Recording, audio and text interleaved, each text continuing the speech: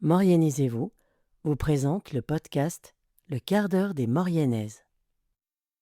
Bienvenue dans le quart d'heure des Mauriennaises où nous allons, à l'occasion de la Journée de la femme, interviewer Claire, directrice de Tunelier, Voix Père. Bonsoir Claire et bienvenue. Bonsoir Caroline, merci. Merci d'être présente. Première question. Dis-moi, pour commencer, qui es-tu et quel est ton métier? Alors, je suis, Claire et mon métier, c'est, directrice d'un tunnelier. Donc, en fait, c'est conductrice de travaux, mais, en ayant évolué, avec des équipes de plus en plus importantes, ça m'a amenée aujourd'hui à être, directrice d'un tunnelier sur ce projet-là. Quel parcours, quelle formation as-tu suivi au préalable? J'ai suivi un bac généraliste et j'ai tout de suite enchaîné pour, une école d'ingénieur en 5 ans, spécialisée dans les travaux, de la construction et des ouvrages d'art en particulier. Un environnement dans lequel tu te sentais prédestinée ou, tu, t'es retrouvée parachutée, dans cette filière-là que tu as découverte du jour au lendemain? Et ben, étonnamment, personne de ma famille n'est du métier. Donc mais j'ai été attirée parce que j'aimais le concret. J'ai quand même un père qui m'a donné la curiosité des chantiers, qui, prenait le temps en vacances, de regarder, les chantiers, à droite, à gauche. Donc ça a quand même attisé, une curiosité aussi chez moi et j'avais envie de participer à un métier où on voit concrètement ce que ça avance et assez naturellement, dès le lycée, j'ai choisi, la construction. OK. Hem, pour celles et ceux qui ne connaissent pas, comment décrirais-tu un tunnelier et ce qui se joue ici sur le CO05? Alors un tunnelier, faut imaginer que c'est comme un gros forêt, qui permet de percer un trou, dans la montagne. Donc là, en l'occurrence, ce qui se joue, c'est, une première en France, de creuser 18 kilomètres dans la roche. Et alors le tunnelier, c'est comme une usine, un train-usine qui fait quand même 370 mètres de long là, dans notre cas et qui va permettre vraiment de creuser la roche et d'avancer progressivement avec une équipe de 25 personnes environ sur le ce qu'on peut appeler l'usine et le défi, c'est qu'en plus, il doit y en avoir 2 en parallèle pour faire, les 2 futures voies ferroviaires, donc sur 18 kilomètres de long. 18 kilomètres de long, c'est un des plus gros chantiers d'Europe? Ouais, c'est ça. On est sur un défi, unique en France et puis un des oui, des plus grands, d'Europe. OK. Une petite fierté quand même? Quand même, une On est grande d'accord? fierté et Ouais. puis, pour toute l'équipe, du projet, ouais. En quoi consiste ton rôle de directrice d'un des 2 tunneliers au quotidien? Alors au quotidien, aujourd'hui, ils sont pas encore, prêts à creuser parce qu'ils sont fabriqués, mais ils sont pas encore, à leur position, pour creuser. Donc là, le défi, pour toute l'équipe, c'est de préparer, le montage des deux tunneliers et le creusement ensuite, de ces 2 machines. Donc on se répartit, le travail entre ces 2 principales activités, donc qui est le montage avec toute la logistique associée et puis, le creusement qui pour anticiper, les premiers tours de roue, de coupe. D'accord. Logistique, tu peux nous en dire plus? C'est, 2 tunneliers, ils vont être acheminés, par camion depuis, l'Allemagne et on est sur, à peu près, on va dire, 300 camions par machine, un peu moins, mais pour les acheminer. Donc c'est tout un planning à respecter, et à cadencer avec, avec la Maurienne également parce que, on est au cœur de la vallée et le chemin est quand même, assez long depuis l'Allemagne. Donc c'est tout un travail là de préparation qui est en cours, plutôt par mes collègues, mais qui est en cours, ouais. Et pour la deuxième partie, tu peux nous donner des précisions? Et alors, en seconde partie, c'est, vraiment le cœur de mon métier, c'est, d'anticiper tout ce qui est nécessaire à la réalisation, du projet. Donc c'est d'essayer, enfin d'essayer d'anticiper, toutes les méthodologies, qui seront nécessaires, les engins les plus appropriés, les effectifs également et ensuite de monter, de fiabiliser les plannings, les budgets qu'on s'est fixés et puis ensuite de s'adapter à tous les imprévus qu'on va rencontrer avec, la roche, les aléas, voilà. C'est c'est assez, un métier qui est plein d'imprévus. Oui. Quels engins sont les plus appropriés? Tu, aiguises ma curiosité. Et ben, là, l'engin principal, c'est le tunnelier, donc il est déjà, conçu pour creuser, au mieux cette, roche, donc c'est un tunnelier grippeur, donc c'est une spécificité aussi du projet. Mais on a aussi tous les engins nécessaires à approvisionner, ce qu'il faut à 4 kilomètres plus bas que la surface en fait de l'extérieur donc c'est tout un orchestrement un orchestre plutôt, entre toutes les activités pour amener aux bonnes cadences, ce dont on a besoin et puis aussi, évacuer le marin qu'on va creuser donc c'est tout un ordonnancement entre différentes activités également parce que nous on est, tunneliers mais c'est un chantier où il y a beaucoup d'activités en parallèle. OK. Comment en es-tu arrivé à diriger, un tunnelier? Parce que c'est encore un poste, très masculin dans l'imaginaire collectif. Alors, c'est très masculin, surtout en travaux. J'ai commencé conductrice de travaux sans vraiment, me rendre compte que c'était assez masculin. Finalement, j'ai suivi juste, l'envie du métier, la passion et on est en minorité, mais ça se féminise encore même de plus en plus, sur le métier. Et puis comment je suis arrivée à Tunelier aujourd'hui? Bah, j'ai participé à divers projets assez variés, pas que des tunneliers d'ailleurs, mais je pense que c'est des expériences qui m'ont amenée, à être aujourd'hui prête pour, ce poste-là.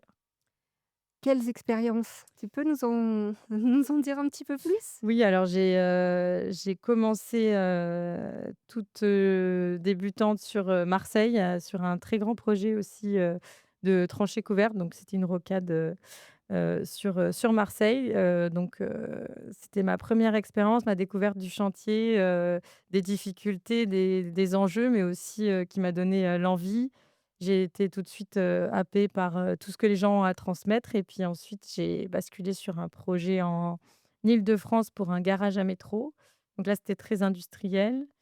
Ensuite, j'ai été au cœur de Paris pour une, sortie de métro. Donc là, c'était un projet, de taille très réduite, mais avec beaucoup de défis techniques, où j'ai pu, vraiment être proche, des équipes, et très riche aussi en expérience. Ensuite, j'étais en Isère sur, un tunnel et puis un puits au raise boring pour une centrale hydroélectrique. Donc là, c'était un autre univers, plus souterrain cette fois, avec un tunnelier grippeur, donc comme aujourd'hui en Maurienne, mais alors de taille beaucoup plus réduite.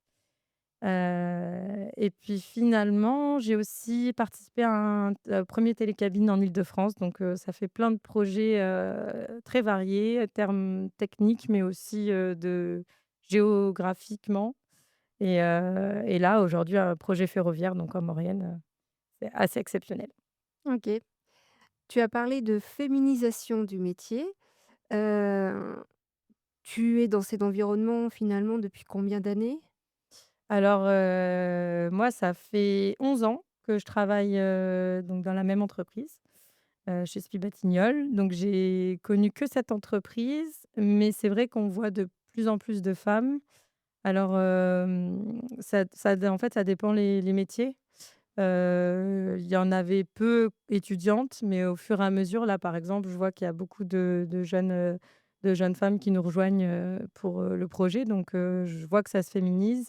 Après, on est aussi sur des métiers où, les méthodes ont changé. Il faut conduire des engins. Il y a beaucoup plus de métiers de précision ou des métiers, on va dire, qui nécessitent moins de force physique et du coup, les femmes trouvent plus leur place. Donc c'est une belle évolution, ouais. OK. Depuis combien d'années tu fais ce constat? Hem, je dirais que ça fait, on va dire quasiment dès le début, je voyais des profils de conduite d'engin et conduite de camion. Mais, ouais, je vais dire depuis 5 ans, c'est vraiment, flagrant dans les postes notamment de conduite de travaux, donc, comme moi, que ça se féminise, ouais. OK. Qu'est-ce qui te passionne dans ce métier? Ce qui me passionne, c'est, la variété des échanges humains qu'on a, au quotidien, et puis la variété, ben, des projets, comme je l'ai dit, j'ai pu découvrir des environnements et puis des méthodologies complètement différentes, et ça se fait toujours en équipe, donc c'est assez beau comme métier, et puis en plus, on laisse quelque chose, quoi. On laisse une trace en fait de notre passage pour, les constructions restent. Ouais, donc ça, c'est quand même beau cadeau Ouais. et une certaine fierté, Oui, forcément, hein? une grande fierté, parce qu'on a toujours livré les chantiers, et puis, j'ai de la chance, d'avoir jamais, subi d'accident grave sur mes projets aussi, parce que c'est aussi une fierté, et une chance. Parce que c'est quand même un métier où il y a des imprévus, et donc, on essaie de pallier à tous les risques, mais une grande chance aussi pour ça, et puis plein de rencontres, humaines, très enrichissantes. Ouais. Travailler ici en Maurienne, qu'est-ce que ça représente pour toi? Et ben, travailler en Maurienne, ça représente, la découverte encore d'un nouvel environnement. Ça représente, bah, cette participation à un plus grand projet de ma carrière, mais aussi un des plus grands actuellement, et puis voilà, une découverte totale de cette vallée qui est nouvelle pour moi, même si elle est ancienne finalement. Ça fait 1 an et demi que tu es installée en Maurienne, une intégration qui a été facile pour toi? Oui, ça a été assez facile, j'avais, des contacts, de mes projets d'avant, parce que le monde de la construction est finalement petit, donc on se retrouve, donc, ça s'est fait assez naturellement, dans la vallée, ouais. J'étais bien intégrée. OK, un réseau social que tu as pu, reconstruire, facilement ici. Oui, tout à fait. Plutôt chouette, Oui, hein? tout à fait. On parle souvent de métiers masculins. Comment se vit la mixité sur un chantier comme celui-ci? Alors c'est vrai que ça reste très masculin, j'ai mis un peu de temps avant de m'en rendre compte, parce que j'ai 3 grands frères, donc je pense que les ambiances, masculines sont plus familières pour moi. Après, j'ai pas subi je l'ai pas vu comme un obstacle. En fait, je l'ai jamais vu comme un obstacle, donc c'est pour ça que ça a été assez facile. On m'a jamais dit que c'était un problème, et je pense que ça devrait pas en être un d'ailleurs, donc c'est pour ça que ça s'est fait très naturellement pour moi. Après, ça reste pas tout rose, donc je pense qu'il y a encore des préjugés. J'ai quand même, évidemment subi des remarques, surtout au début de la carrière, en étant toute jeune et encore un peu moins affirmée qu'aujourd'hui peut-être. Mais, finalement enfin, je considère qu'avec humour et puis avec aplomb, quand on sait qu'on est à sa place, on n'a pas de raison de pas trouver, ce qu'il faut pour rembarrer, la remarque déplacée, et puis voilà, finalement, enfin, ouais, je pense qu'on a tous quelque chose à apporter, on est tous très différents. Après je suis quand même consciente qu'on n'a pas les mêmes interactions, mais je pense que ça reste humain. Enfin, je réagis pas pareil, face à un homme qu'à une femme, et finalement, c'est tout à fait humain. On grandit dans une société avec ses codes, et puis on est tous un peu différents, donc, c'est assez logique. Après, je pense qu'il y a encore des inégalités à effacer pour moi, mais on a encore un peu de boulot. Oui, des inégalités de quel type? Bah, des inégalités, je dirais organisationnelles, pour que les strates supérieures, elles soient plus, féminisées. Parce qu'on voit de plus en plus dans les équipes de production, mais pas encore dans les hautes directions, et puis les égalités salariales, tout simplement. OK, donc ça, c'est un constat réel. Mmh. Quel message aimerais-tu adresser aux jeunes filles qui n'osent pas se lancer dans ces métiers? Et bah, qu'elles osent, parce que, Si elles en ont envie, en tout cas, c'est un métier de passion. C'est un métier où, une fois qu'on a fini un ouvrage et ben, on peut dire, «J'ai participé». En équipe, on l'a fait et c'est très gratifiant. C'est, en suivant ses passions qu'on progresse. J'en apprends tous les jours, donc j'ai l'impression de, bah, de continuer à grandir finalement, par mon métier, par, les échanges au quotidien. Donc je pense que c'est ça qui devrait, les motiver, de ne pas regarder la mixité. Et puis de se lancer et de croire en elle et puis de pas hésiter à se vendre dès le début comme, tout à fait, méritante, auprès de leur, futur employeur parce qu'on a chacune notre place. OK. Là, prochainement, heu, il y a des choses qui vont se lancer en mai et en décembre. Oui, Tu nous donnes quelques détails? et ben, on se prépare là pour, les premiers colis, du premier tunnelier donc à partir du mois de mai. Donc ce sera le démarrage du montage et on doit absolument, commencer là pour pouvoir, lancer, le premier tunnelier à creuser, fin d'année. Donc c'est imminent, on y est. Oh, quelle excitation! Tout à fait. OK. Un peu de trac? Un peu de trac, mais on est prêt pour ça, on est sur les starting blocks. OK. Bon, alors je te souhaite, un bon lancement, et un chouette, 2e semestre. Voilà, que tout se passe bien.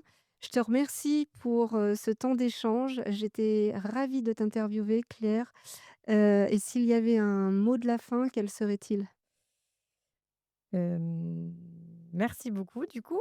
Je suis ravie aussi et le mot de la fin, c'est, osez vous lancer et puis suivre vos intuitions, suivre votre voie, choisissez un cap et puis, bonne chance.